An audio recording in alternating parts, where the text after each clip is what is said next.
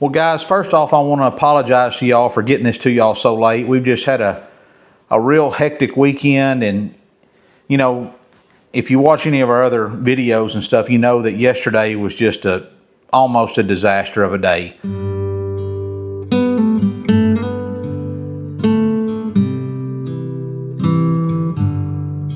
We were trying to drive some posts and, broke a hydraulic fitting on one post driver, hooked up another one and sheared some bolts on it, and had to go to town to get bolts to fix it. And I thought, well, I'll just take the hydraulic line with me, and got a new hydraulic line built.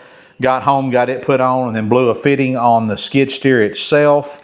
And, it was just one of those days. It was like, man, everything we've tried to do, it seems like there's been a barrier put in front of us to slow us down and make us, that this ain't what we're supposed to be doing.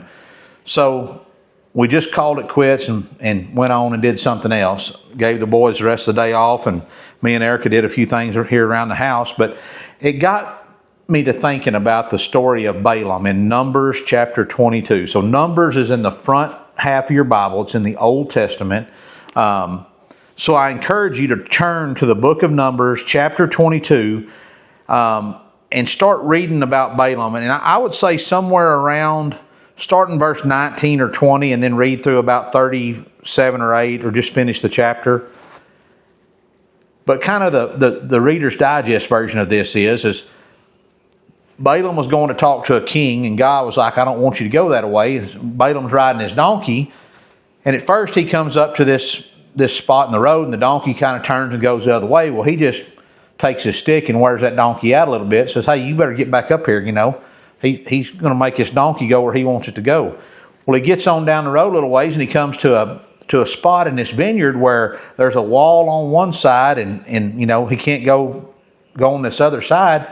And that donkey's like, I don't want to go. And he keeps on, and that donkey just drags his old leg right up against the side of that wall there, and, crushes his leg. And man, he whips that donkey again.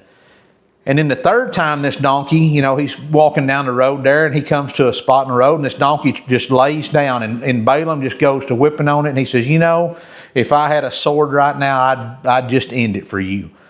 And about that time, the donkey says, why are you doing this to me? And he's like, well, this and that, and kept on, and all of a sudden, we get to verse 31 here, and this is what happens. It says, so this is Numbers chapter 22, verse 31. It says, then the Lord opened Balaam's eyes, and he saw the angel of the Lord standing in the way with his drawn sword in his hand, and he bowed his head and fell flat on his face.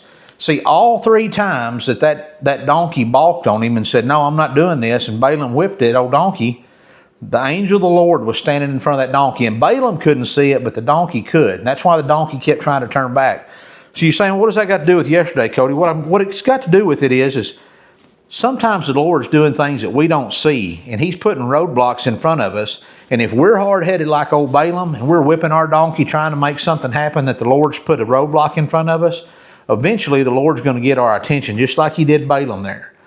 So remember that, guys. When things just ain't working right, maybe it's for a reason. Maybe God's saying, hey, this ain't what I want you doing right now. I need you going a different direction. I need you doing something else. Ponder on that. Think about it. Remember, I love you. God bless you. Y'all keep praying.